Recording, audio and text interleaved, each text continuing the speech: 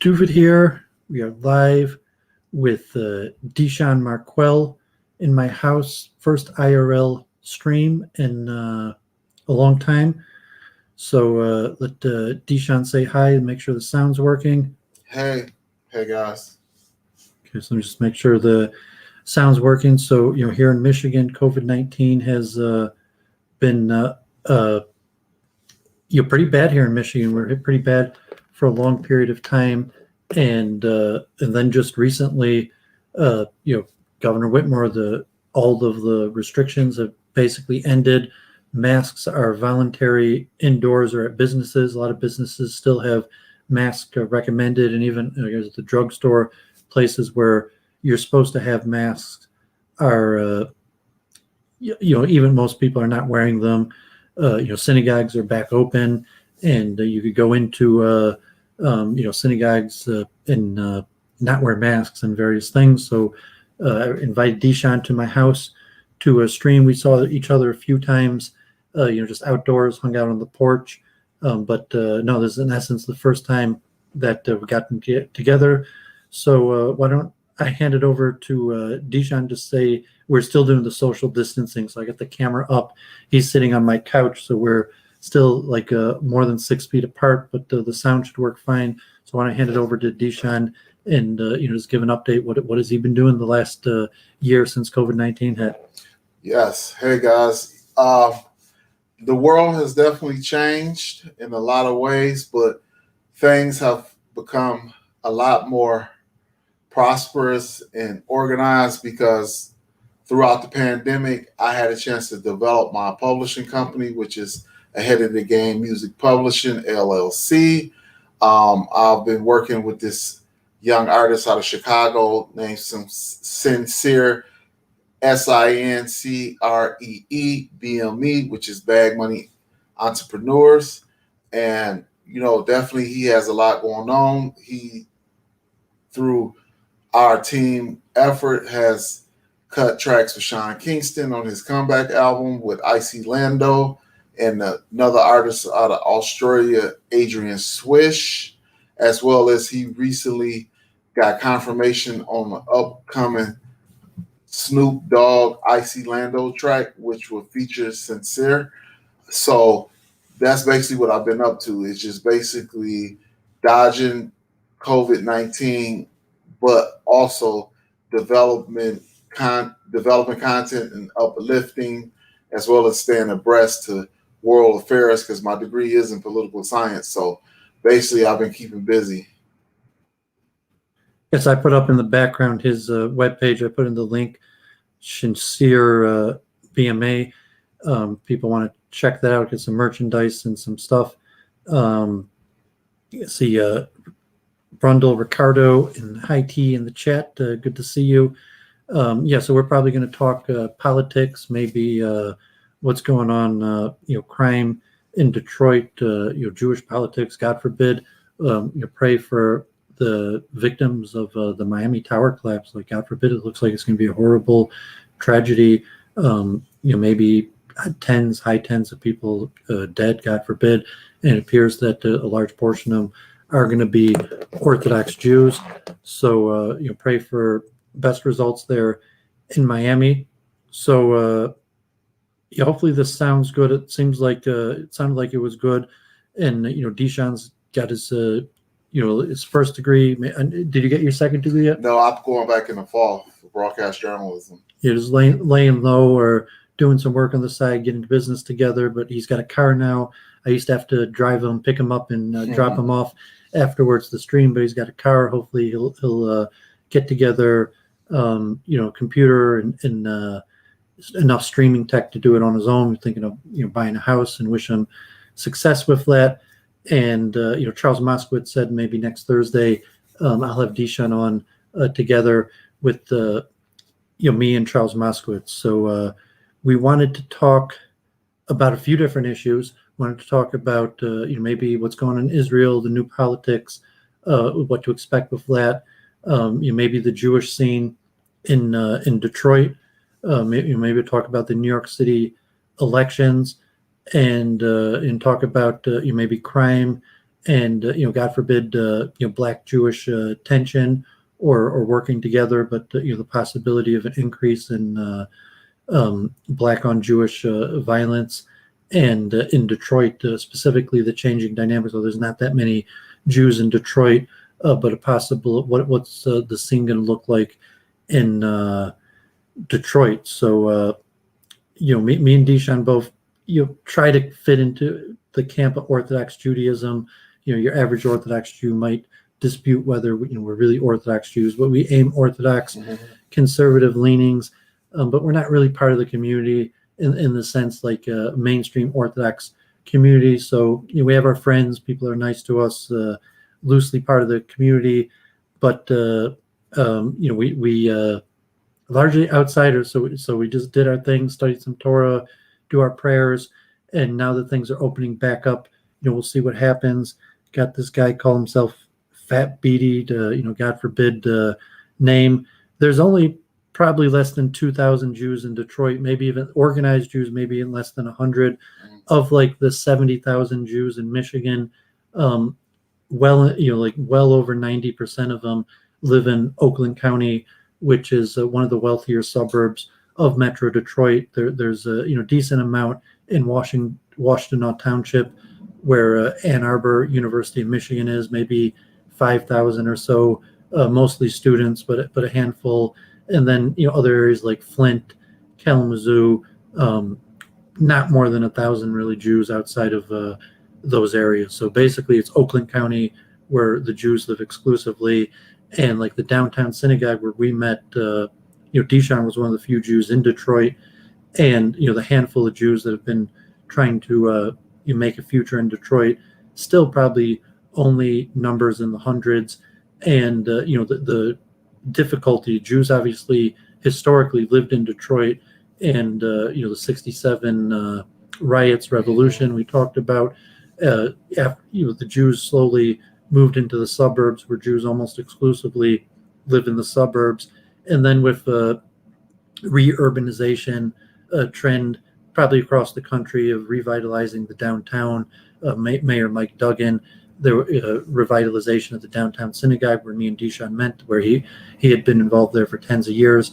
And I came on and tried to help out Hebrew and services, and then they kind of get in like a left-wing social activist crew that took a different approach to Judaism. So me and DeShean are not really that involved in the downtown synagogue anymore, because they took largely like a Repair the World political activist, and me and DeShean have more right-wing leanings, and they're more left-wing activist, and the things that we like doing, like minyan, learning Torah, wasn't the direction that they took. I don't know if DeShean wants to add anything on that. Please, we got Church of Entropy in the chat. Nice to see you. Yeah, to tell you the truth, what you said earlier, Doooovid, it brings about a topic I wanted to bring up, because Detroit throughout the pandemic, it was high optimism in the beginning. A lot of people was interested in re-entering the city and building businesses, and you had a rush of developers coming in. But since the pandemic and certain affairs that's unfolding currently, it's kind of like a regressive policy. Like, what I was sharing with you offline is that it seems to be a small movement of white flight out the city right now, because a lot of the development projects were stalled. And, like they say, when the rest of the country catches the cold, Detroit catches the pneumonia. So like, it's been some type of backlash against upper middle class people. And these are not even like ultra wealthy people, but just working class and upper middle class people. So as the crime rate seems to trickle back up, these developments are interesting, because, this is so out the ordinary. This wasn't planned. Like, Detroit was liberal enough to elect a white mayor, but I consider myself to be a middle of the roader. So like, I don't lean either way too much, but in a sense of fair play. But a lot of people will say that I definitely have conservative views because I'm more of a self-sufficient individual who believe in like certain social policies without going to any extreme. So I like to fashion myself like I'm very open-minded. I like to like hear both sides of the story, but I am a do for self person. Yeah, entrepreneurial and just not being a left-wing activist makes you conservative, largely among Jews in Detroit. And COVID-19, there had been a push, people trying to buy up real estate in the downtown area, which was partially built upon things like the university and the hospitals and the businesses going on. And COVID-19 caused a real hit to those. So probably I would guess about half of the Jews that were trying their luck in Detroit probably backed out of the city, because you could lay low in the city and cheap property. And, maybe we'll talk about Black Lives Matter. We mentioned it, before, like the George Floyd protest generally were not that big in Detroit. So the question of increasing violence, there's been a little uptick in violence, definitely gun violence, gun death, although I'm not sure like crime and like muggings is necessarily up. In general, Black Lives Matters and the George Floyd protests were not that big here in Detroit. The chief of police, who actually stepped down and might be running for governor, the pro-gun, blue-eyed African American Chief Gregg, you've been on Fox News many times and mentioned him relatively. And he's an frequently. admitted Republican. He has no qualms about that. He's a card-carrying Republican. Yeah, he's thinking of running even for larger office, and he said he would run as a Republican, but he largely squashed protest and any violence, and then the city got sued in the police department. But relatively there wasn't much of a George Floyd Black Lives Matter movement here, and certainly there wasn't looting or any businesses being burnt. There were sustained protests even for even like months. There might have been sustained protests, but also Detroit is so dominant black, well over 90%, that they're really not that much interracial violence. And I haven't even heard that like violence has been an uptick in Detroit, and God forbid shooting deaths, although I haven't heard any actually interracial violence in Detroit. It's mostly, God forbid, say black on black crime. I haven't even heard of a single case of a black on white crime in Detroit over the last year. I'm not sure if you have any thoughts on it. Yeah, I have. Detroit is largely a very friendly city, but the trouble comes in with you have people that's involved in illegal drug sales. So that opens up a whole nother can of worms. And that's usually where a lot of the violence is coming from, because people is fighting over the control of whatever benefits come out of that, this, that, and another. But in relation to Black Lives Matter not really gaining a foothold in Detroit, it was just the majority of Detroiters were just not interested, because Detroit is way more of a politically savvy city. And Detroit being largely African American, having experienced riots, these issues and ideals were pretty old, some say outdated.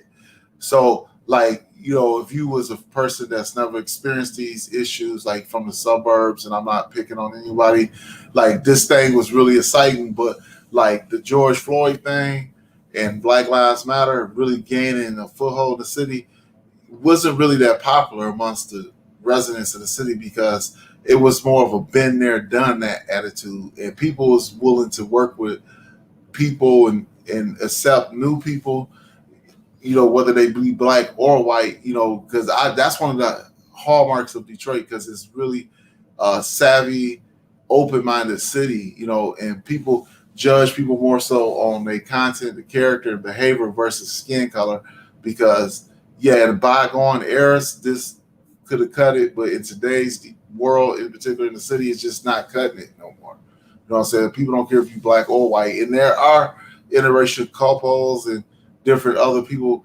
Detroit is more of a mind your own business type of city.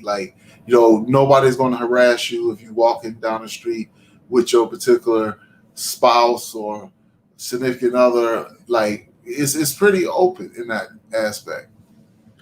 Yeah, I mean, when there's an area around the downtown that is relatively safe, maybe a little bit of like, crime, like you have your car broken into or something like that. But and Detroit is geographically quite large, but it's dominated by African Americans. The Mayor Duggan of Detroit, that is Irish, blue-eyed man, came into power through African Americans. Like he was favored by African Americans. It wasn't like even a coalition of minorities, that he was overwhelmingly supported by African Americans due to different factors. So like there's no real room for racial tension, and it's not really like a power play. You could call like a gentrification, a fight for downtown, but there's not really like racial tensions between blacks and whites, at least in Detroit, because it's basically a given. Blacks control Detroit. They completely control the electoral process. Even Rashida Tlaib, that has a district that includes large amounts of Arabs and some other people, was largely it's still an African American majority district, and she still needed a substantial amount of African American votes to win. And we talked about that historically, where DeShean wasn't the biggest fan of Rashida Tlaib. Yeah, and she's in my district. I'm in her district, actually. And most African Americans probably support more diversity in Detroit. Saying if there's whites, Indians, Chinese coming into Detroit, opening up businesses. I mean, one thing, because the city policy, like the unions, you have to use over 50% Detroit labor and hiring practices, but there hasn't really been a push of any organized African American group to like keep non-blacks out of Detroit. And usually they're actually quite friendly and open. And the reason probably for the reverse, role of gentrification and, even Jews moving out of the city has nothing to do with racial tension and even the violence, the uptick in gun violence. As Chief Craig said, most of those are arguments that escalated. It's just people who have guns that got in petty arguments or disputes and escalated it to gun violence and murder. Like just random people, bad things happening to, is pretty rare. Like I was in Friday in Detroit, a few times, a few Jewish people I know living in Detroit or other people. I haven't heard of a single incidence of just a random person getting beat up or, God forbid, murdered or anything like that. Although, murders are definitely at an all-time high here in Detroit right now at the moment. But I don't think it's more the COVID-19 economic downturn that that has reversed the trend of the revival of Detroit in that way. Well, yeah, like a lot of the violence is definitely drug related. So usually regular people that don't participate in that arena usually are pretty safe. Like anything can happen anywhere.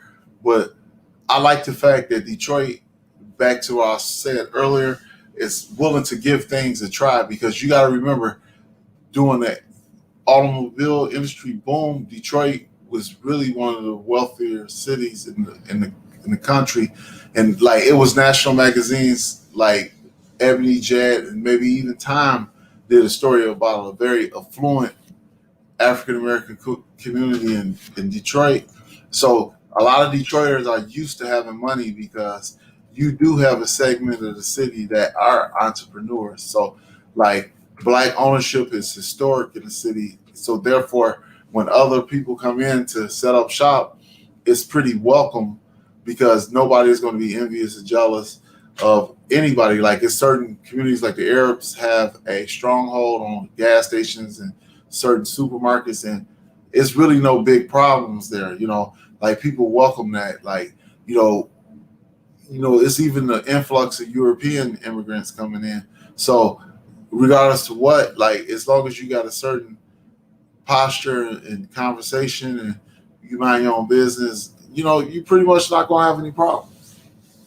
Yeah, and like in Brooklyn, the tension New York City and LA, the tension between Jews and blacks is largely caused by reasons that don't exist in Detroit. And even here in the suburbs where I'm in Southfield, my area here in Southfield is also probably like 75% black. Southfield, I think, is about 40% black.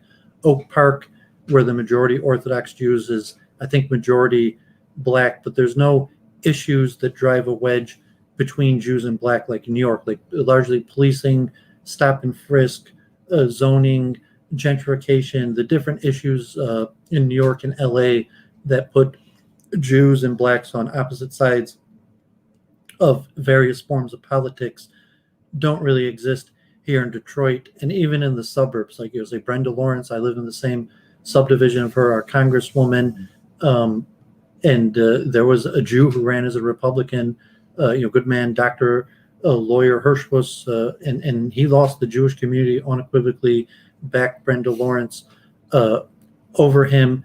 And there's not really any policies, like the Jews aren't pushing for like stop and frisk or like zoning or various issues that might cause disputes. So that's not really a problem here in Detroit. Even the Arab section, there were protests. So I'll just make a quick point, and then DeShean make a point on that. When we had the war in Israel and a month ago, we do have a large amount of Palestinians. Amir Zar, I have him IRL on my YouTube page. Rashida Tlaib, saying that it was DeShean's Congresswoman. Still. But there was a few protests. Like the Palestinians did protest a few Jewish businesses. There were a few mass protests, even with thousands of people in Dearborn and Detroit and Ann Arbor against the actions of Israel in the war in Gaza. There were a few Jewish rallies against anti-Semitism. But the only act of anti-Semitism that I heard about here in Metro Detroit was, one Israeli American's business that had put some sort of stand with IDF and got a whole bunch of negative reviews, and Arabs threatening to boycott his business. There wasn't a single event here like that, like in LA and New York, where you had possible Arab on Jewish violence related to the war.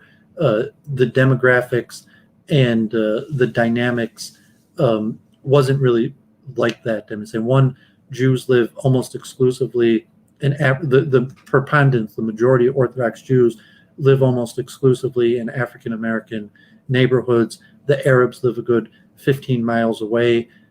So it wouldn't be like New York City or LA, where there'd be there was one case of a Yemeni who went to the kosher store and was, flashing something like Free Palestine or something like that and made a viral video.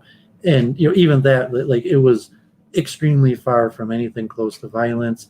And I doubt that that's likely to change just due to the demographics and dynamics. And there's no real issues, competing issues to cause a divide between the Jewish and Black or Arab or even Palestinian communities in Detroit. Although, DeShean at Wayne State, we could talk about that also, did the student council passed resolutions condemning Israel.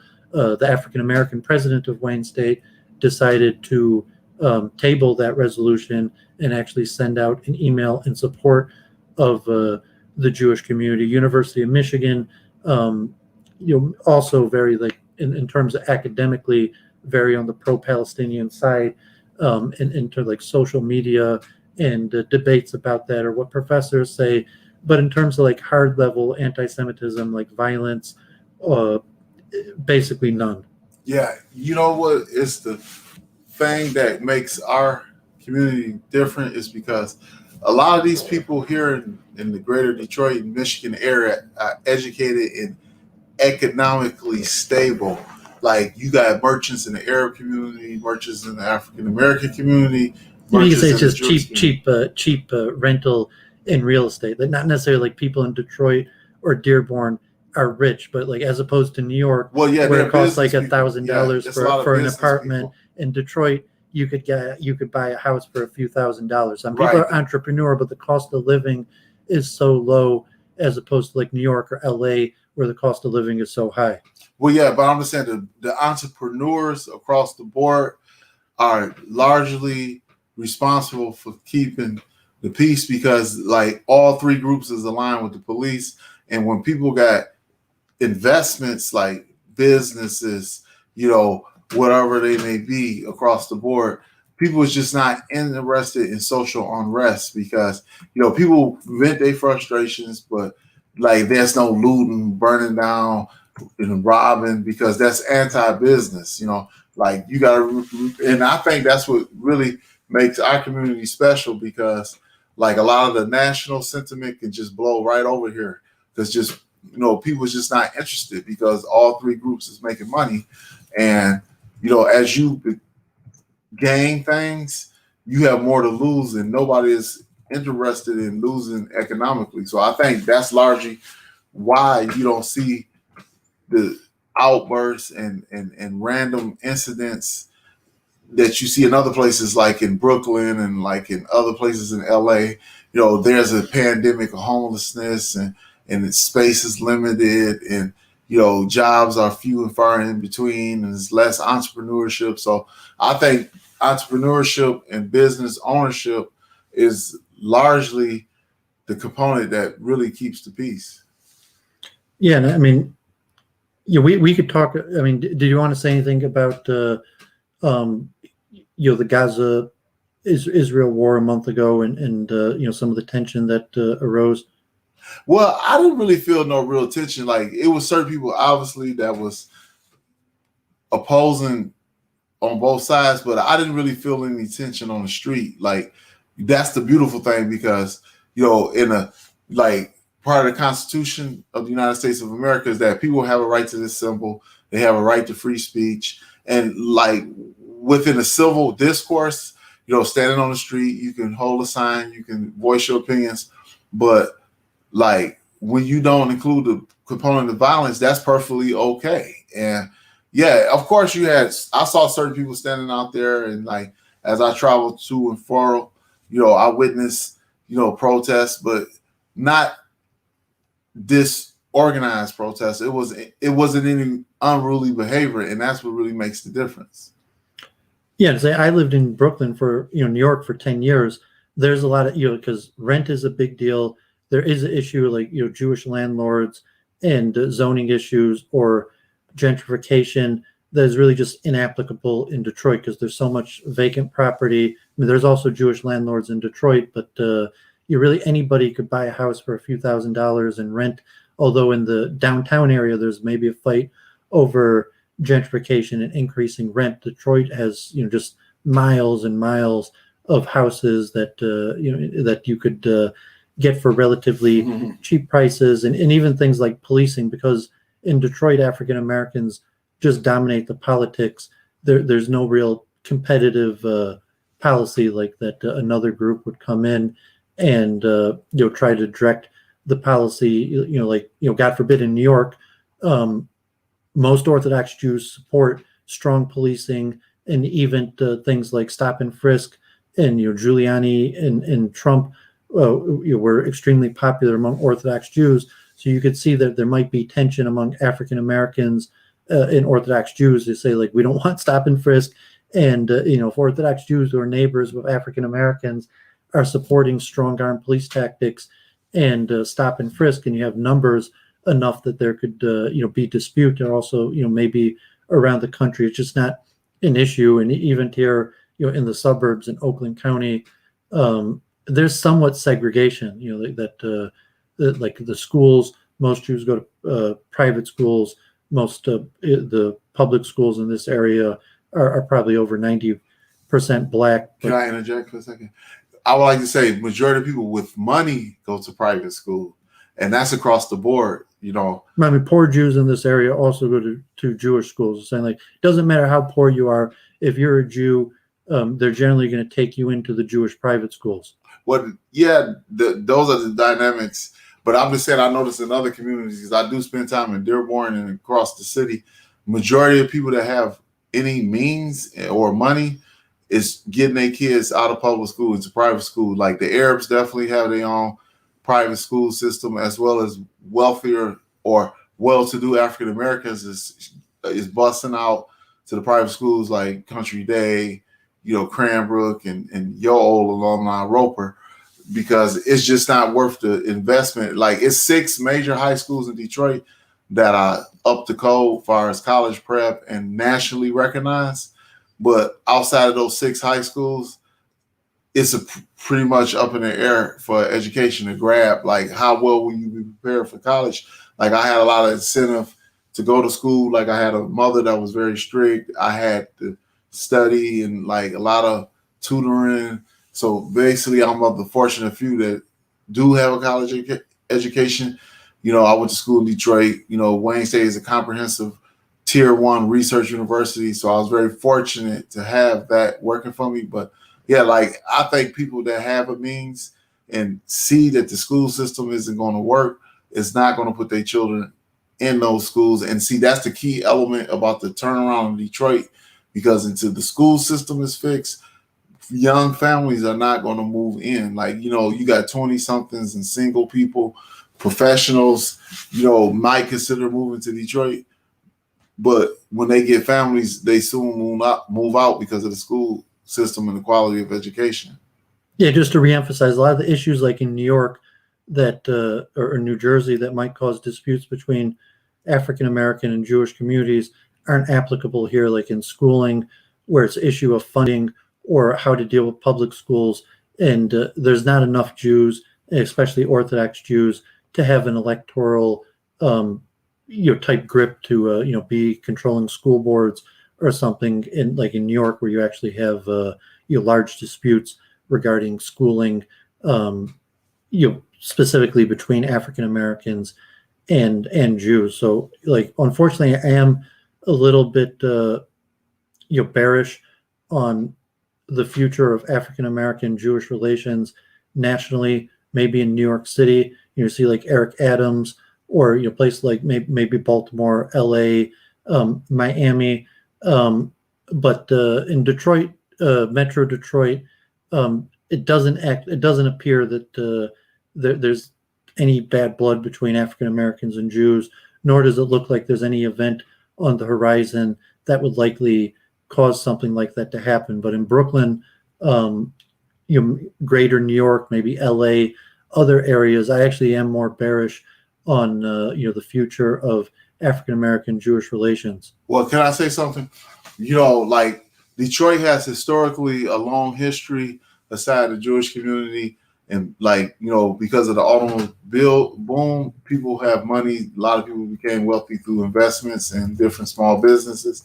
But unfortunately, on a national level, like the organizations like Black Lives Matter, the concept is noble, but it's just too many of the wrong people in charge on the ground. And I think people propagate these, issues and pour gasoline on small problems, and then they become humongous problems. And, there's not really even small issues in this area. No, it's no to issues. Exasperate. Like, Dan Gilbert was trying to build a prison, and, certain issues, and, even the Jewish community wasn't really behind the prison. I don't know the status of it. Maybe Detroit is no issues at all, because there's minor issues, say like gentrification, too smart for that. Gentrification downtown. Dan Gilbert trying to build a for-profit prison that may, certainly there is a sizable African American community. They didn't want a for-profit prison in Detroit. Yeah, they dismissed it. And even gentrification.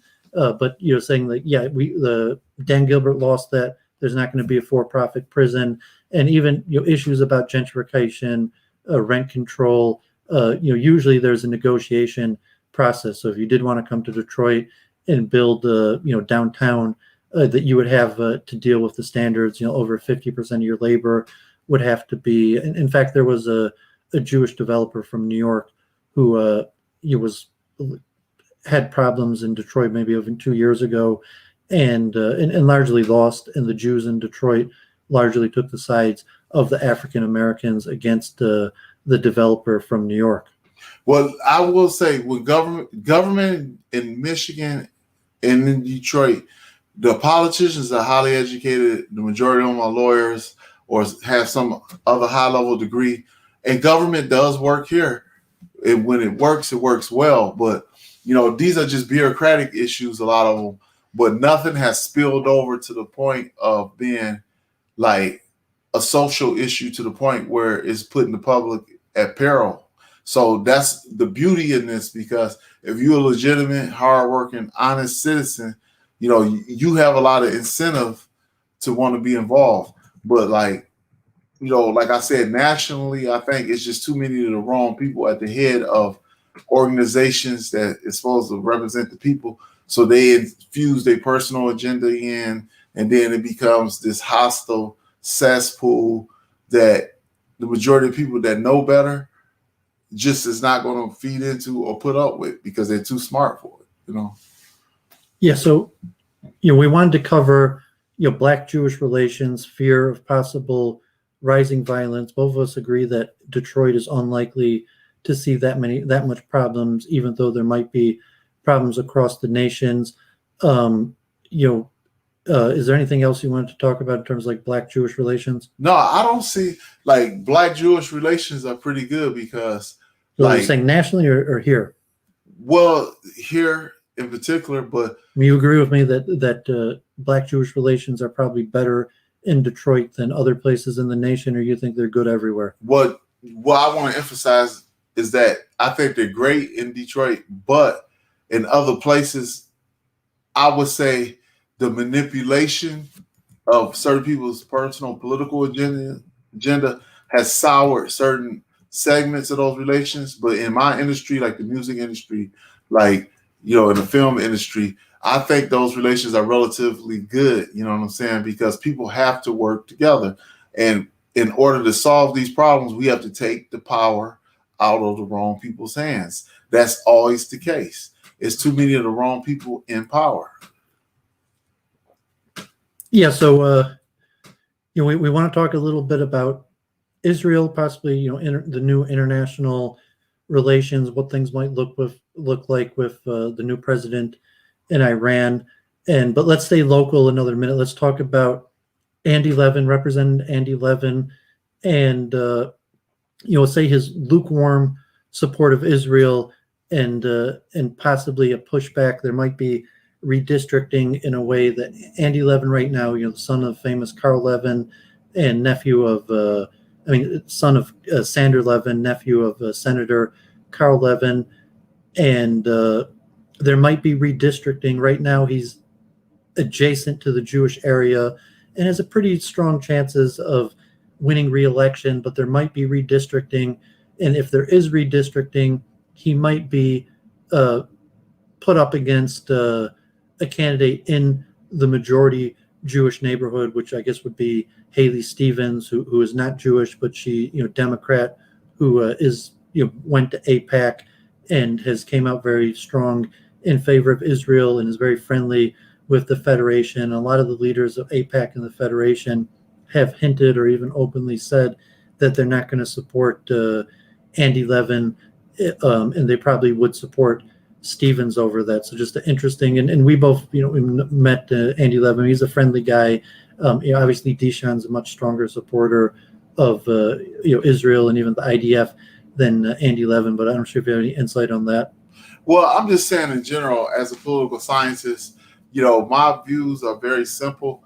I think every nation in the world has a right to sovereignty, no matter who they are, and self-determination. So basically, it's a slight to my training as a political scientist to say that anybody can be disqualified from having sovereignty and having a right to self-determination. The individual politics is a whole nother story. I think the Palestinian humanitarian crisis is deplorable and horrible. But at the same token, I think that it has to be a reevaluation of the leadership, because the problem always trickles down from the top down. And, you have to get rid of the wrong people in power. Like I said earlier, even on the local level, this applies across the board, because people are selfish and they will put their politics and self-gain over humanity. So that's why I think the real problem comes in, that because, it takes a pretty hardened, callous person to do that, but it's a lot of people willing to do that. So like these problems that exist in the macro, are driven by these few bad actors that happen to wiggle their way in these positions, and then everybody suffers. Yes, I mean, as I said, we both know Andy Levin. We like his rabbi. We know the female rabbi of the Reconstructionist congregation. He's came to the downtown synagogue. He's very active, with the Jews in Detroit, who are very progressive and liberal, and even to the point where we're protesting Israel, and to the point. Okay, Andy Levin's a Jew. We've even go to the same events, have the same friends. But the current state of politics is that he is not coming out as supportive on Israel as even the liberal Jewish community in the main area. So the liberal Jews in Detroit or his district are more independent Jews, a little bit separate of the main Jewish community. So even though the main Jewish community in Oakland County is liberal, they're basically largely AIPAC supporting a straightforward pro-Israel, and it will cause a rift. Like Haley Stevens, we don't know Haley Stevens. Say like she's not Jewish, she's Christian, and runs in different circles, but she is largely towing the party line on pro-Israel enough that is the Jewish community going to support Stevens over Levin? I can't call it, because again, politics is politics, but social issues on the ground is a little bit different. So honestly, I'm not in a position to make a judgment on it, but we will see. Yeah, I would say like they're both Democrats, and it would be, if they were in the same district, it would be primary together. And Andy Levin's probably a little bit further to the left than Stevens on some progressive issues, which might be favorable to even the Jewish community here that would even favor that. He is mainly like a labor UAW, United Auto Workers candidate. However, it would be Israel would be the main issue that Andy Levin is taking heat for defending Ilhan Omer. Andy Levin is taking heat for defending Rashida Tlaib. And people saw the videos over a year ago. I was defending Rashida Tlaib, and DeShean was part of trying to campaign and like Brenda Jones and replacing Rashida Tlaib. And as I predicted, they lost that battle. Rashida Tlaib won. Yes, but Andy Levin has basically chosen to back the squad, and that will probably cause, like I said, if it came down to it, even though he's a Jew from the most famous of political Jewish families in Michigan, the Israel issue would probably cause organized Jewry to prefer Stevens over him. I want to say or even backing the squad. Like not even say Israel, like say maybe Andy Levin's opinions on Israel aren't necessarily in alliance with the squad, but just Andy Levin standing up for Ilhan Omer and standing up for Rashida Tlaib, even if he's like, I don't agree with them about BDS, but he's still going to team up with the squad, even though they support BDS. And, living in a free, a country that supports constitutionality, they have a right.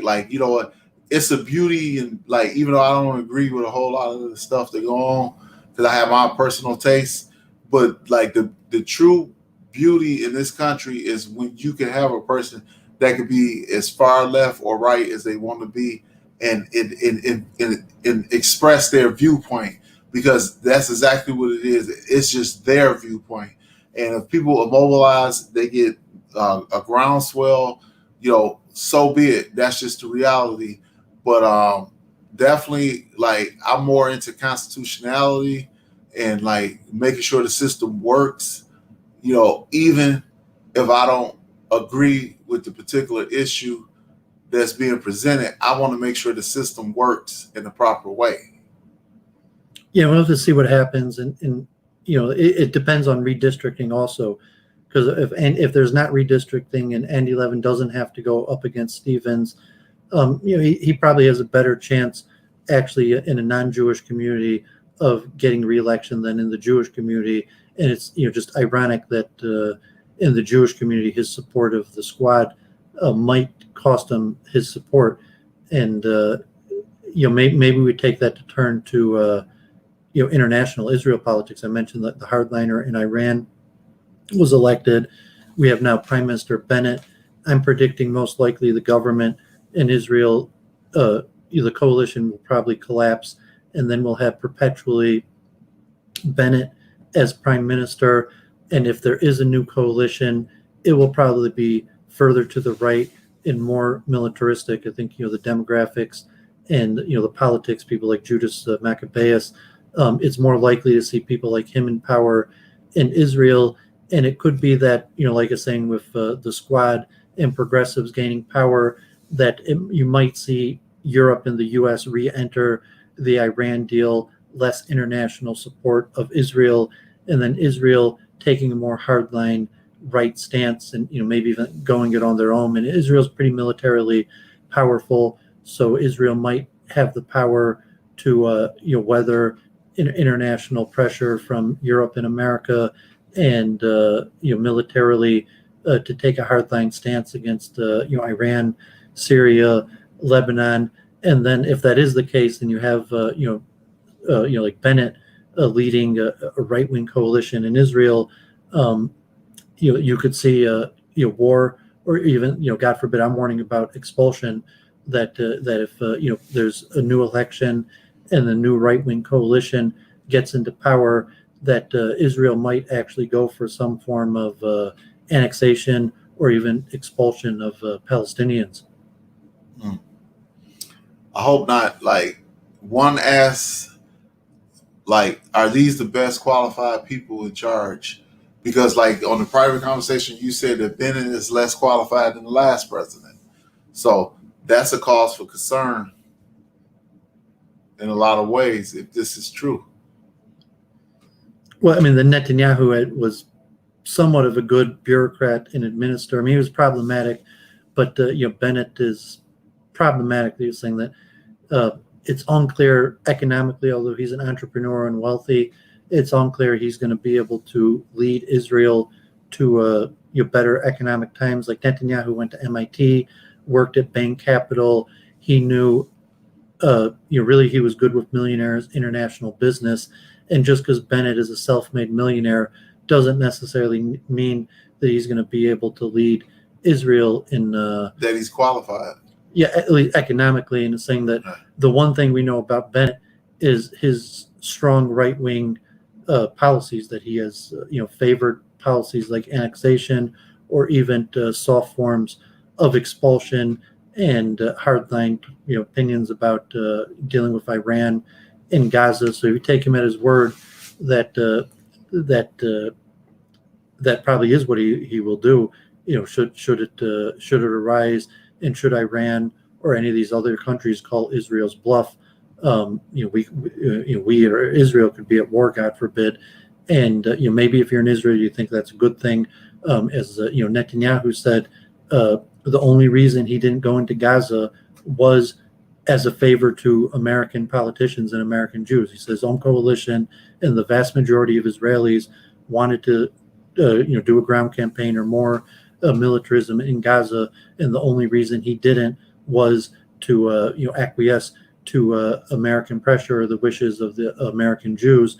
That Bennett may not do that. And so if you're an American Jew who was your average American Jew. So can I make a comment? Like, so this, from what I'm hearing from you, this is an issue about, again, like I said earlier, a host of bad actors who are saying that they have the interests of a particular group of people at heart, but really, would you say it's hidden motives involved in these actions and these harsh? I'm not making a moral judgment. No, I'm just saying that unrealistic expectations. Israel is extremely likely to take a turn to the right, and you put a moral judgment on it. But what I'm asking is, for the sake of Israel, is this an unrealistic expectation to say that, like, across the board, like, these extreme actions are going to be carried out? Because people just don't disappear. and there is going to be a moral outcry if any swift, sudden movements are made. And I'm just asking, do you think that these expectations are really the military feasibility of whether Israel could carry out, God forbid, annexation and expulsion, and just the polling, to mention that, the annexation is popular in Israel, like maybe even over 50% of Israelis favor just annexing the West Bank. Well, and even forms of expulsion to say, incentivizing or even soft forms of expulsion, it's likely that over 50% of Israelis support it. So in America, if you mention like annexation, like less than 10% of American Jews, and even expulsion. If you mention the word like, should Jews expel the Arabs from Israel, your average American Jew would have a heart attack. But if you mention it in Israel, there might even be a majority of Jews who say, like, yes, it's supposed to be a Jewish state, and the only way to have a contiguous Jewish state is to annex the West Bank and expel the Arabs. Well, the question I'm asking, with those statements being made on both sides of the equation, do you think the moral compass is going to be a stumbling block for this to be allegedly, in quotation marks, to be carried out? Because I think, people is going to, the moral premise is going to be strong. Is this ethical? Is this moral? Is this logical? Is this practical? I don't think it's that easy. Hypothetically, in theory, you can, drum up and dream about anything you want to, but as the mechanics move and start to weigh in, the different issues, I think the moral issue is going to be the biggest issue, because that's what's happening right now. The moral premise is strong, and just where do we stand as a country and individuals? Everybody's entitled to their own opinions, but at the end of the day, for me, it's about what's moral and what's ethical that's going to win out. So that's what I'm saying. I'm not taking any stand, I'm a moderate, I'm in the middle of the road, but I'm just saying, morally and ethically, that's basically more where I'm coming from. I could analyze it completely separate of morals and ethics, saying whether it's good or bad versus feasibility, likability, and polling. I would divide it in three different issues. So let's say that a right-wing government, this government collapses, and then you have a new right-wing government that favors annexation and even expulsion come into power. So you have the feasibility of what would happen just within Israel and the Palestinians if Israel tried to annex and expel Arabs within Israel. Could they do it? And yes, they probably could. That if right-wing government came into power and decided they were going to annex the West Bank and try some sort of mass deportation of Arabs, it's probably feasible. So then on the backlash from the world scene in terms of America and Europe, they say if Israel annexes the West Bank and starts deporting Palestinians, what's going to happen in Europe and America? Well, I can say, and then the third point would be military reaction from the neighboring Arab states. So there's almost no chance that the West isn't going to take military action against Israel. Maybe BDS would get bigger, or the U.S. would stop giving so much weapons, but maybe not. What I think? But just separate the issues. Just in terms of Israel and the Arabs within it, could they do it? Could they annex and start deporting Arabs? And then the backlash that you're going to get from America and the West politically. And then the third prong would be a military backlash from the neighboring Arab countries. But what I want to say, under the current Biden administration, if that was to happen, the U.S., in my opinion, will be forced to put sanctions on Israel. If they just go in there and just flip that whole place inside out and put sanctions and expel the settlements or whatever it's called, like it will be a sad day in American politics. But like currently, as far as the setup of Washington D.C., I think that America, and this will be a first, will have to do something in a sense of putting sanctions, because it's just, you can't displace people like that. That's morally and unethical. And the U.S., the way that our Constitution is written and what we hold ourselves to stand for as a country, will be forced to make a very, very difficult decision. But I hope and pray that that never happens, because it's another solution that can be worked out. Like that's the problem with short-sighted thinking, because you have short-term gains for long-term losses. And that would definitely be a long-term loss if somebody just not think it through, run in there, do something that's going to have a continuous effect on the climate of the world.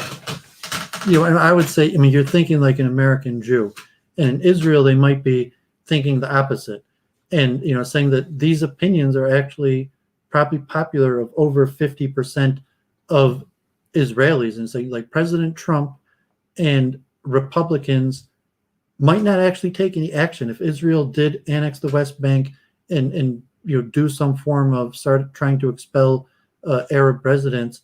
It's very likely that Republicans in America would not take any punitive action against Israel. And then say also, if Biden in the U.S.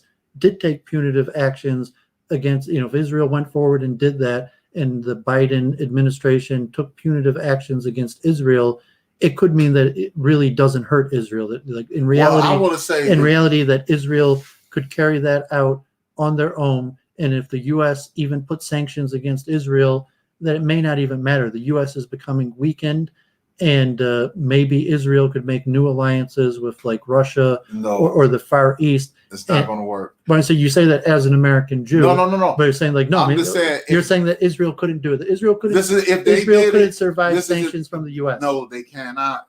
I think they could. No, I'm saying like no, they cannot. Halsey disagreed with you, and saying that like no. I'm saying let me tell you this: if America forces, like if this unthinkable situation happened, like if the Americans put sanctions on the Israeli, they will also sanction every major Fortune 500 company that does business there, and the government would totally collapse. They cannot sustain themselves independently, not through donations, not through nobody, because sanctions mean nothing can come in and nothing can leave out. So like Google, Intel, Apple, you name all the Fortune 5s, they will be forced to withdraw all of their offices and everything out of there, and without any financial support, the government is going to collapse. That's anywhere. God forbid. That's just my opinion. I mean, it's important to talk about this. You see what are the facts on the ground in Israel? What are your average Israelis thinking versus America? And then, is DeShean accurate? Like, is America at the weakest state it's ever been? And is Israel at the strongest state it's ever been? And should there be a divide between America and Israel, that even if America, decide to try to take punitive actions against Israel, that it could be that America doesn't really have, it's just a fantasy that America has that kind of power, and that, no, maybe, just like, God forbid, like the Holocaust, or, not even a comparison, like things around the world, like the Uyghurs, or Iran's been under sanctions, North Korea, that they're in Israel is saying like, maybe they feel they got to go for it. This is if it's now or never. If they're going to annex and try to expel the Arabs, it's basically now's the best time in the weakened state of America. And what DeShean's saying, may largely be inaccurate. That you could have President Biden giving speeches against Israel every day and trying to make sanctions, and it could be the U.S. is in such a weakened status that Israel, maybe if they have ally in Russia. If Russia turns, so to say, a blind eye to that, that it doesn't matter if America would put sanctions, and saying, God forbid, your average American Jew might have a heart attack just hearing this. But saying this is what our mainstream politicians in Israel are talking about. Like to average American, just the words leaving my mouth is like, how could you possibly say that? But I'm talking about policies that clearly 25% and maybe even 50% of Israelis actually support some form of annexation or soft expulsion. Well, let me emphasize this point. I'm going to tell you like this. If this unthinkable situation occurs, the U.S. is by no, don't kid yourself. We're in the weakest position no. America is in the weakest position. America is a superpower since World War II. And I'm going to tell you we're like in the this. weakest position we've been. Weak isn't weak in its classical sense. They have OPEC. OPEC would gladly support any sanctions and maybe not. Maybe like, Saudi. Maybe Saudi Arabia and Qatar and Egypt support. They would never go for it because, like, if this unthinkable situation, when we say you're saying what possibly 50% of Israelis want to do is unthinkable. Because you're saying this is unthinkable, even though the polling shows that 50% of Israelis support such action. Listen, they can support it all they want to, but you got to ask yourself: the level of education is not there, and the economics is not there. So if somebody takes a rash action, they can put themselves in the same position as North Korea. It will be 96% global isolation. And I guarantee you, under those circumstances, they would totally collapse. Nobody is Superman or Wonder Woman. And I know just how powerful America is because not only can they boycott everything coming in through the tech and Fortune 500, but like I said, OPEC themselves, which is the petroleum producers of the world, will gladly support these sanctions because it's a pretty tense situation right now. It's a fragile piece, but it isn't overwhelming support. That's what you got to keep in mind. So people could jump the gun if they want to, but the consequences they're not going to be prepared for. And it don't even have to be military. It could be economic consequences, like starvation. In North Korea, a bushel of bananas costs $45 US.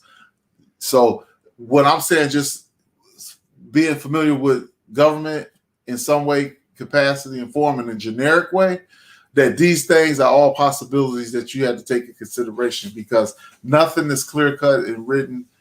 It seems to be the way it is on the face value, Yeah, I mean, we wait and see. And I've been talking about this and just, the polling and the attitudes and just what Israeli politicians themselves are saying that right now it's Lapid's government. It's a leftist government where Bennett is just the interim prime minister in a rotation. But should the government coalition collapse, then Lapid and then Bennett will be the de facto prime minister and new elections will be called until there's a new government. Bennett will remain prime minister.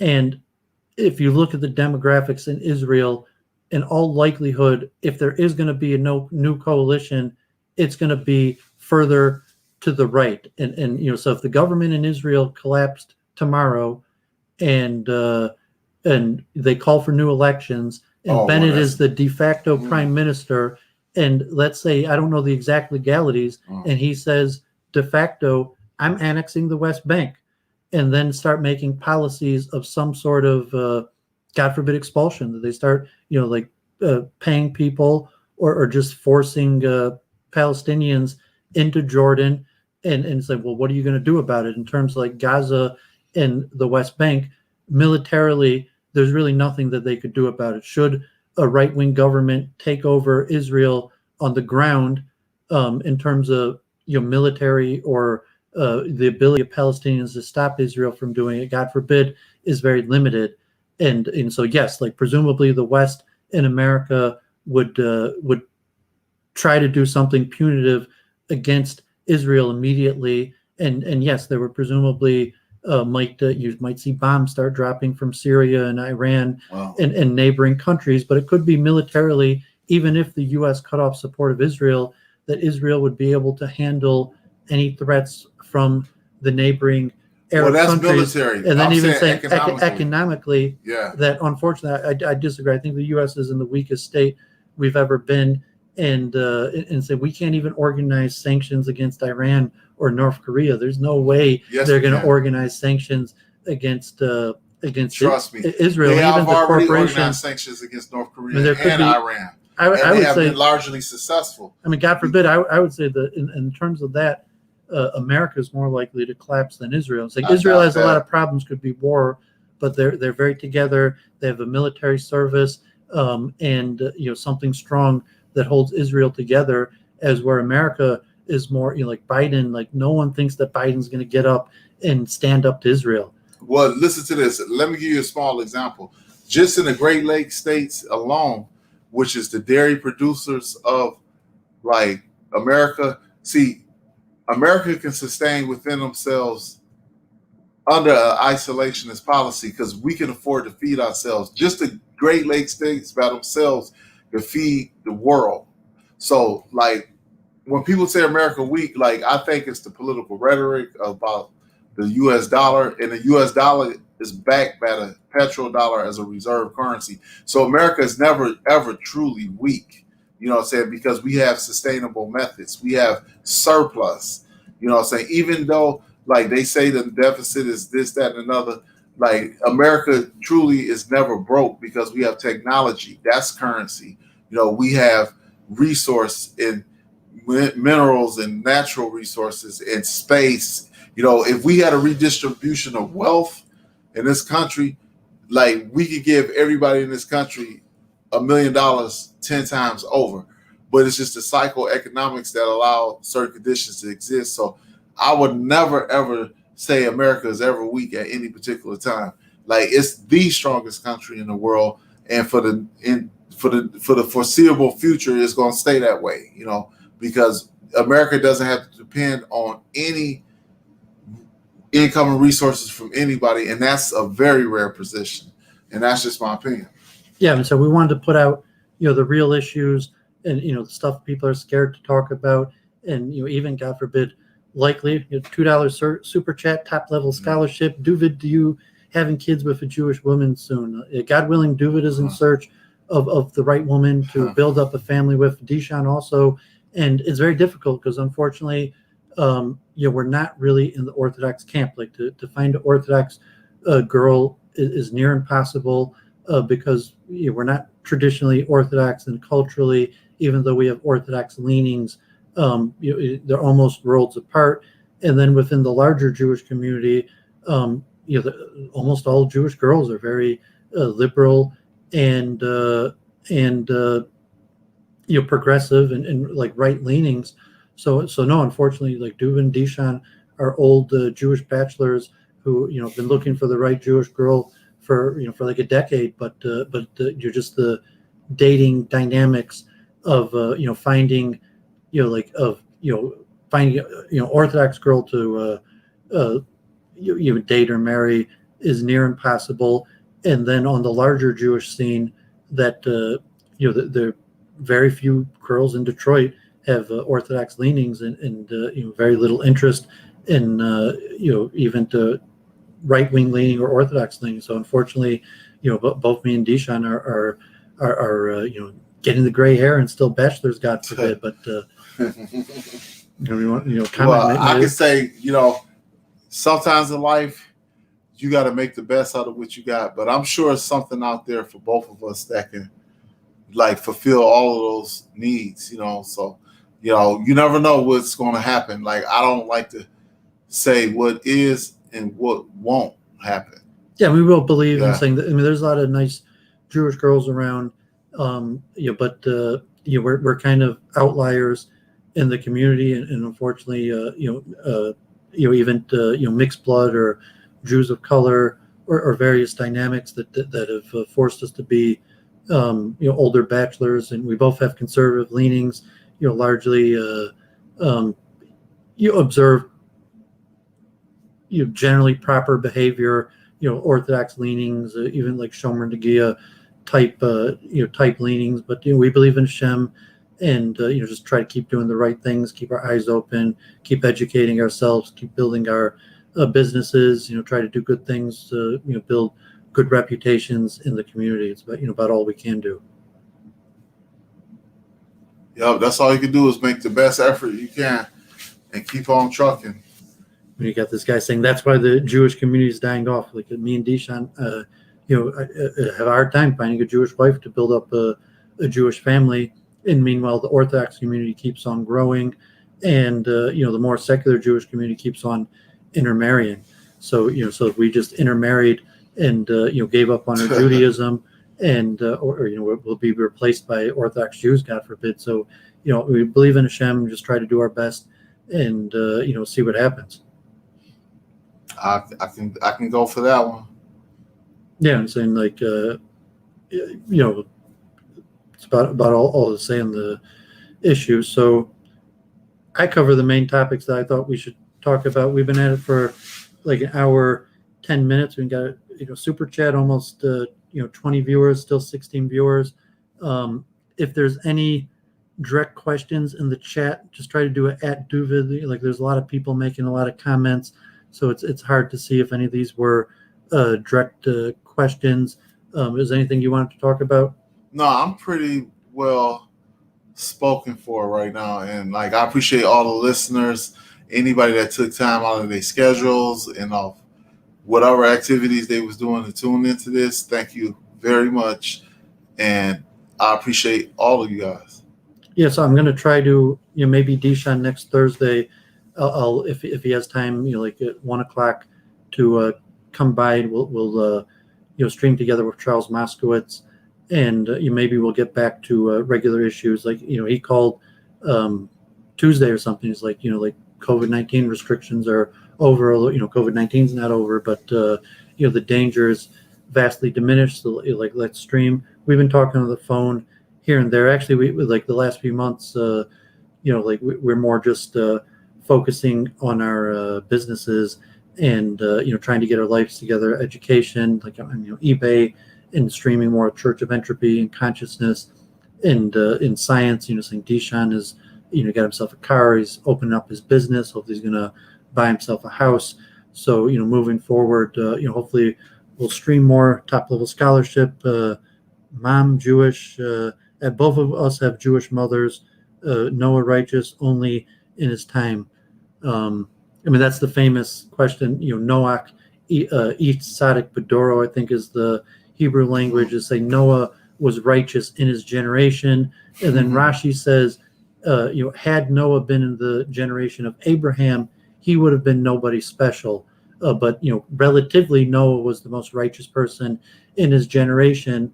But then the question is, had Noah been in a generation where there were a bunch of righteous people, would Noah have been from the greats, or would Noah have been from an average person? And saying like Jews in Detroit, you say okay, like it's really just me and DeShean who have kind of like these right-wing Torah value perspectives, and you have the Orthodox community, but it's like outliers from the people who aren't really part of the Orthodox community that are trying to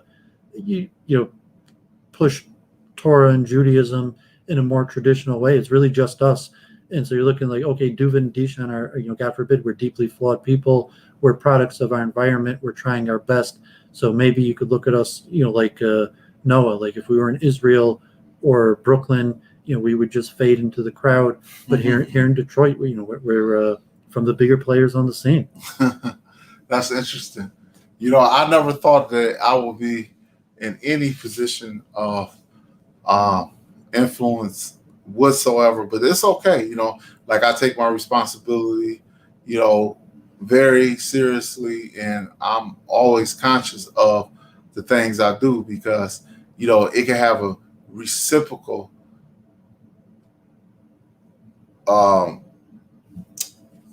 what's the right word I'm looking for? Effect upon me.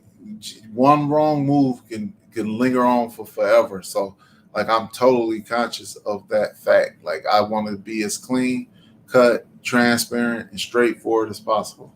Yeah, I'm saying we both pushed Judaism in Detroit when there was very little interest in it, and even the Jewish community took a turn to the left, not so interested in the Judaism we were trying to push. We relatively have stuck with it. Like COVID-19, we're kind of, outliers, not really members tradition of the Orthodox community, but still trying our best to keep Sabbath kosher, do what we're doing. So Oswald mentioned in the chat, he was asking earlier about DeShean's experience with Western Michigan. I think he had been in Grand Rapids and now moved to the West Coast. He's just in DeShean had much experience with West Michigan's African American community, specifically political religious aspect. I've only been to Western Michigan a handful of times myself. I went to Grand Rapids for like a job fair or an engineering expo. I'm familiar with the manufacturer larger logistics that includes Western Michigan. A lot of U of M alumni, or in Indian people I know that work in Western Michigan.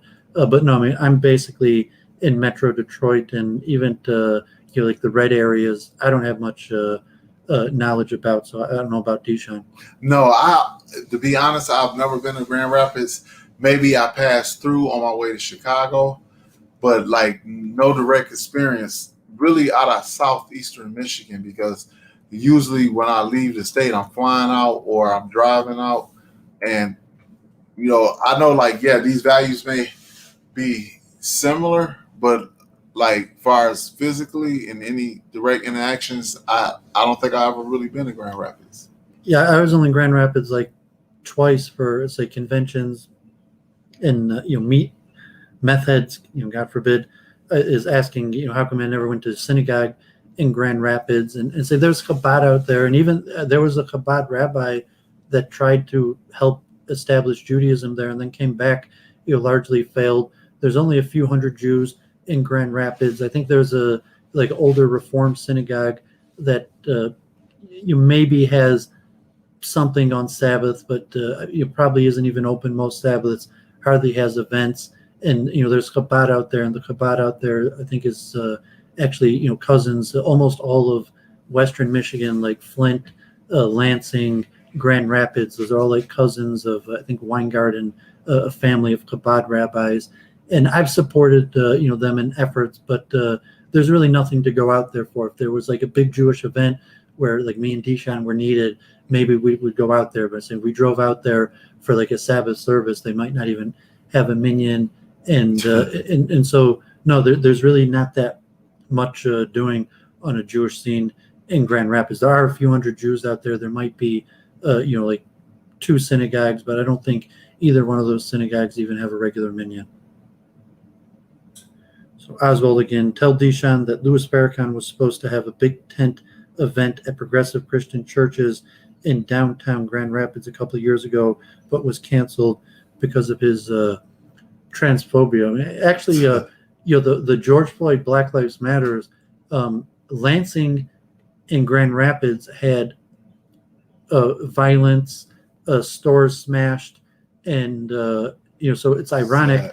I don't know the exact demographics or layout, but there was some sort of Black Lives Matters protest when the George Floyd protests first started coming out, and there was even destruction of property. I think they even had to call in maybe even the National Guard, and also in Lansing as opposed to Detroit that wasn't that bad. But no, I doubt someone like Louis Farrakhan would gain that much foothold, that even if there are a few thousand or tens of thousands of African Americans in Grand Rapids, that it would be unlikely. And then positions like transphobia or something would probably not be that popular. I mean, Louis Farrakhan's obviously quite popular in Detroit, and actually, Louis Farrakhan, I think Aretha Franklin, when she passed away, Bill Clinton came to the funeral, and Louis Farrakhan was on stage with Bill Clinton, and against the wishes of the Jewish community and political leaders, like don't platform Louis Farrakhan. Even the city council of Detroit, I think, made like an official welcome to Louis Farrakhan against the protest and of the Jewish community that Louis Farrakhan, like in Detroit, that has obviously hundreds of thousands of African Americans and a sizable Islamic community, even to Nation of Islam followers, probably tens of thousands in Detroit. Even to one of Mayor Duggan's aides is somewhat a follower of Louis Farrakhan. So in Detroit, where there's really nothing that the Jewish community or larger Democratic community can do to get people to denounce Louis Farrakhan. It's probably only Detroit. Maybe I don't even think there's any other place where you have that kind of foothold. But like the foothold of Nation in Islam in Detroit, I'm sure DeShean knows quite a bit about that. But not really. To tell you the truth, I mean, that we lose when Louis Farrakhan comes here. The Jewish community always loses the battle of trying to get people to denounce him. Well, there it is. But pretty much, like, it's almost 1 million people in Detroit, and I would say, like, in my estimation, he might have 30,000 strong followers. But the average Detroiter usually largely just ignores things they don't want to deal with because, like, he's not overwhelmed. He has tens of thousands of followers. It's not like but that's still a small percentage because the black churches and the but it's enough that black politicians in Metro Detroit won't denounce him. Well, the bottom line is like, it's because they're politicians. Number one word that you said, but like it's a passing fancy because it's on to something next the very next day. So I guess, it's a political move, like people just don't want to upset the apple cart, like let this come and go. And that's it. Elijah Muhammad, I believe got his start in Detroit, and Malcolm X got his start in Detroit. So obviously, Nation of Islam, I'm not sure if it may have started in Detroit even before Chicago, but Detroit is from the first major cities that had a major Nation of Islam. And actually the push now more is there's a large amount of black Muslims that have taken more mainstream forms, and there's variations and there's splits within the Nation of Islam. There's also Marcus Garveyites and different forces, and it's probably similar to Chicago where just politically whatever the demographics or layout is, that Nation of Islam is not necessarily, it's not popular among the majority of African Americans, but it has a sizable footprint and maybe even tens of thousands of at least loose adherents, and enough of the racial demographic divide where there's really no benefit for blacks in Detroit to denounce Farrakhan or the Nation of Islam. That's well said. Like I definitely agree with that position because, like you said, things are politically complicated, and like I said, largely the majority from what I see as a person on the ground is that a lot of people just ignore things they just don't want to deal with, and that's basically like it's a lot of big rallies. The Nation of Islam has came, they have spoke their piece, and then they have went home, but the majority of the city council and the black political power is held by other groups like the, Baptist ministers are big, super big. They have millions of people, like hundreds of thousands of people within the city, as well as other people nationwide. So, it's just another thing that's out there pretty much. And, a person, like I said, under the Constitution can pretty much choose to believe and accept anything that they want to, as long as they're not hurting anybody. That's basically all it is, in my opinion. Yeah, I even had chess students who were affiliated part of Nation of Islam, and to some extent, like, I kind of defended, like, like an African American girl in Detroit wants to wear hijab. I would, even if she was part of Nation of Islam, I would be likely to defend her and say, like I said, I talked with like Adam Green and these counter Semites from around the nation, largely, from the white side, that I talk with people from Nation of Islam all the time. Like I walk around as an Orthodox Jew, and we talk about conspiracy theories. Like I'm a chess player, and people all the time, like, the Rothschilds and the banking and various things. But relatively, like, I'm friendly with those people, and at least they're interested. So, so ironically, a lot of African Americans in Detroit assume I'm Muslim. So there's a lot of, Christians and, Baptists, and that's the majority of African Americans I deal with. But actually I have some pretty interesting conversations with Nation of Islam, and they're actually more likely to want to talk about Judaism. And no, man, it's not really like violence. Like I've dealt with tens of people from Islamic or Nation of Islamic leadings in Detroit, and actually generally we're kind of frenemies at least. and have these kind of similar discussions like I have with probably the more white-leaning counter-Semites in the chat here. Well, I would they largely ask the same questions that these so to say blue-eyed people in the chat that don't live in Detroit are asking us. Well, I would like to say something like the intelligent mind doesn't discriminate against any cultural expression, whether you be a Muslim, a Jew, Hindu, Buddhist, Baptist. It just really don't matter. It's cultural expressions, and sometimes, like I like to people watch things are interesting. Food is unique, and like I'm just not gonna get caught up in anybody's dragnet of ignorance, because it's like I think a person got to be very naive to not know that these other groups and demographics exist. But we could all live in the world together because it's enough space for all. And I think this is more of a question about ethics, morals, and manners. Like let people express themselves however they want to, as long as it's in a peaceful way. That's all that matters. And Muhammad Ibn Abdullah, reached out. He wanted me to talk with more, Muslims, and me and DeShean both do interfaith, and we know, we probably met tens of, sheikhs in various forms of Islam, saying what I like about Doooovid, he's representing his position as an Orthodox Jew amongst the conspiracy circles in a dignified manner. I wish there were more. If you're Muslim in Metro Detroit, is saying Detroit, in terms of the red-blue divide and the racial divide, most Muslims are on the darker skinned side of things. Your average Muslim has darker skin than your average Jew in Metro Detroit.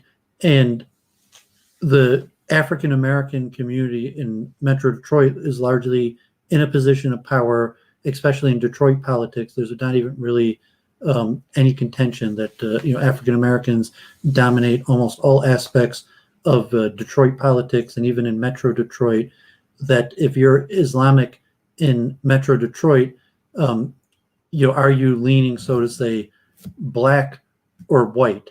And saying like, no, I mean that you're going to face more Islamophobia if you try to move out of the multicultural area into the red states, where almost everyone's Christian and white.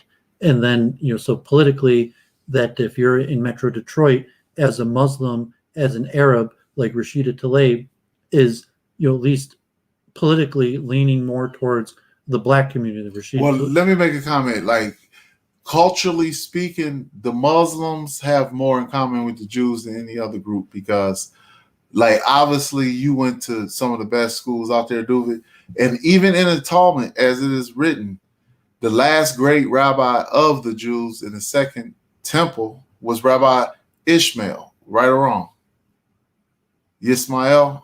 Well, it was just his name. He wasn't Muslim. But he I'm was just named saying, after Ishmael. But I just want to make a point about the cultural, like the Middle East. Like, I'm very familiar with, like, well, there's the racial dynamic. They're saying that Jews are closer to the white side, as where Muslims are closer to the black side. So I'm just saying, in the larger political circles, that Muslims are more on the black side, at least here in Metro Detroit. Well, no, I'm not talking about America. I'm just saying, let's go back to the because you're more likely to face discrimination from whites as a Muslim in Metro Detroit than for blacks, at least religiously. That blacks are more likely to let you worship and live in peace and not mind that you're here in America trying to do your thing.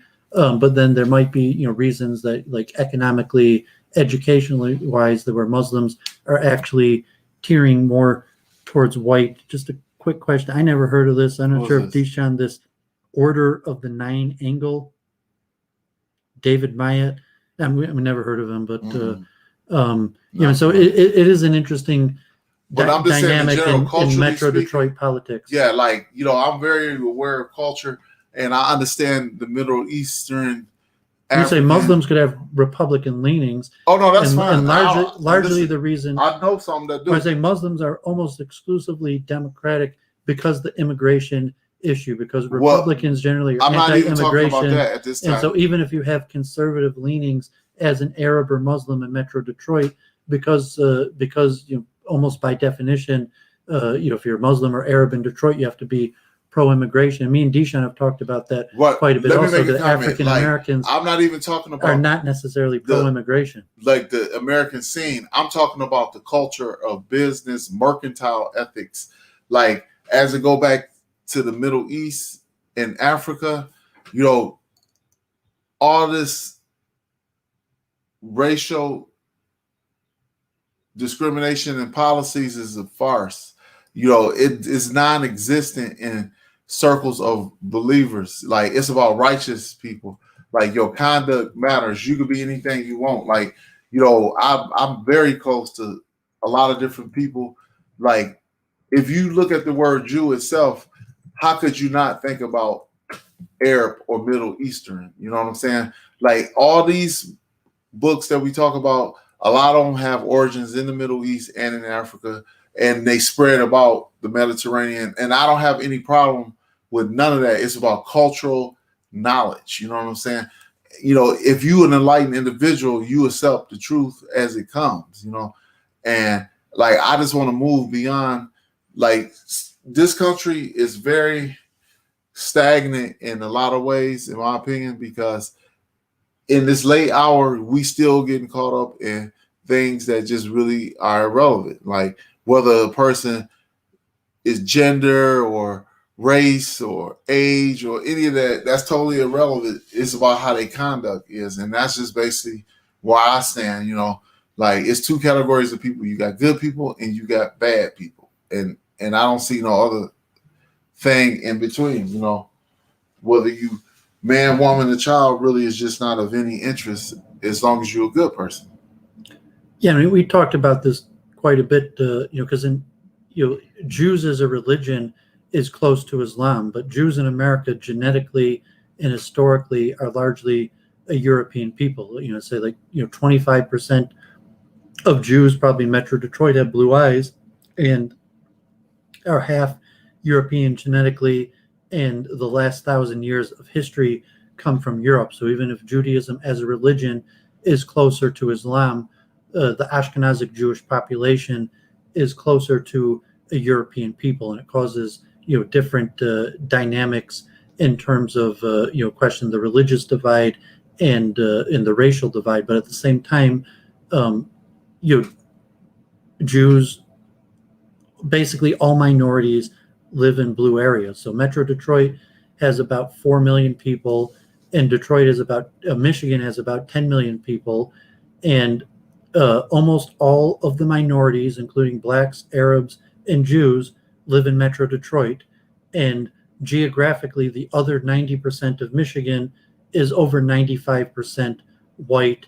And there might be a few areas like Saginaw, Benton Harbor, Flint, that have sizable African American communities, but no, basically all of the minorities in Michigan, over 90% of us, including Jews that are maybe even more European than most, at least Ashkenazic Jews than most Europeans, live here in Metro Detroit. So that there is that red blue divide that comes in politics and affects people in different ways, even like homosexuality, like Abdul Saeed.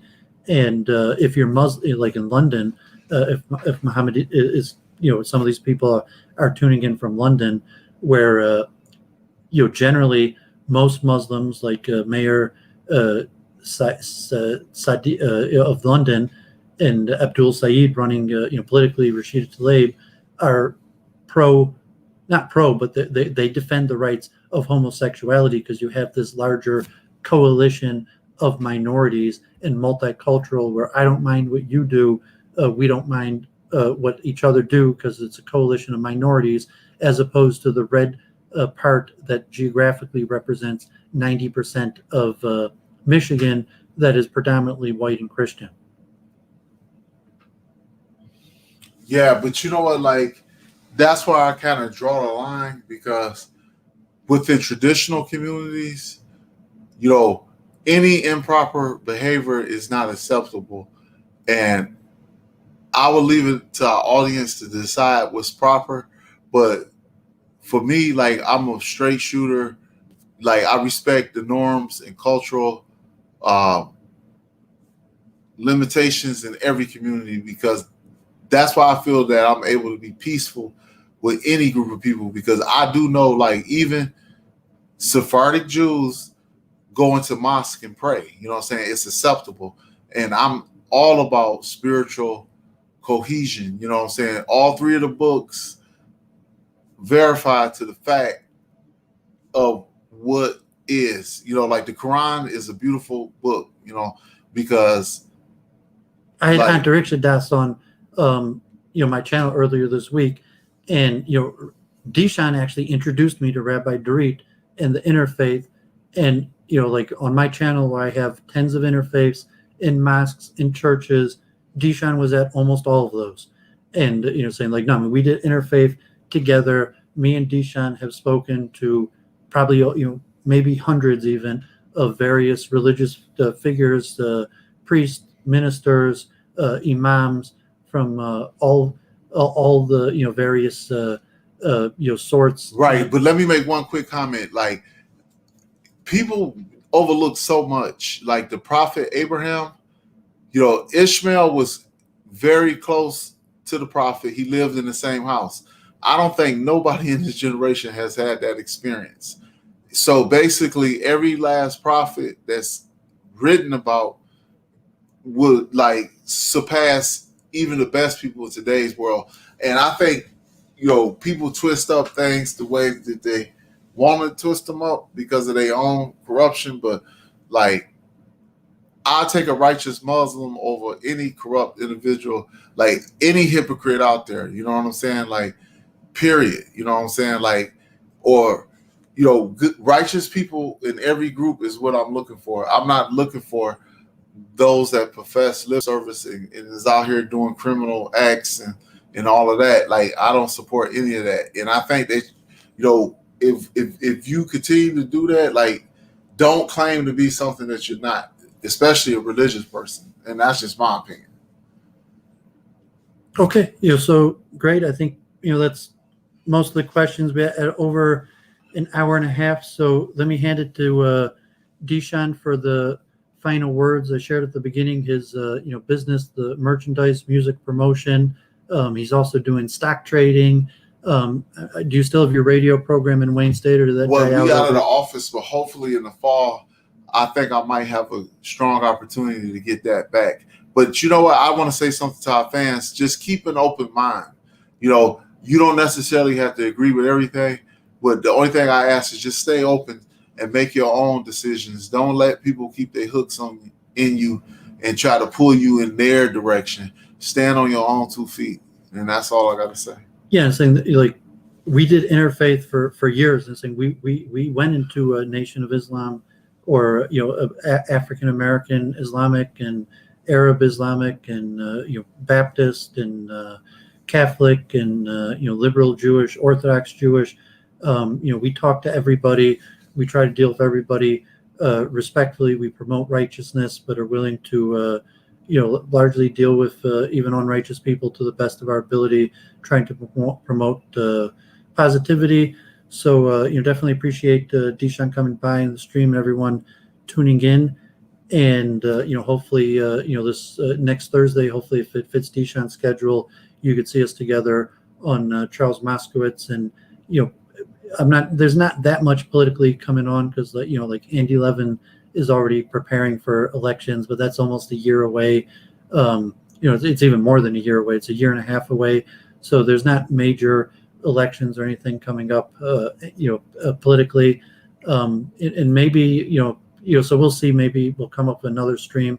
Maybe we even talk about something like, like stock trading, like DeShean's, got into trading stocks, which is, good, and definitely encourage that. And, entrepreneurialism, or issues people have asked, like, buying real estate, which economically Detroit has been hard hit by COVID. A lot of the progress that was made economically in Detroit, has been diminished due to COVID-19 and lockdown. So hopefully, things are going to reopen, and we're going to get right back on pace, and hopefully the economic revival of Detroit will be in full blast.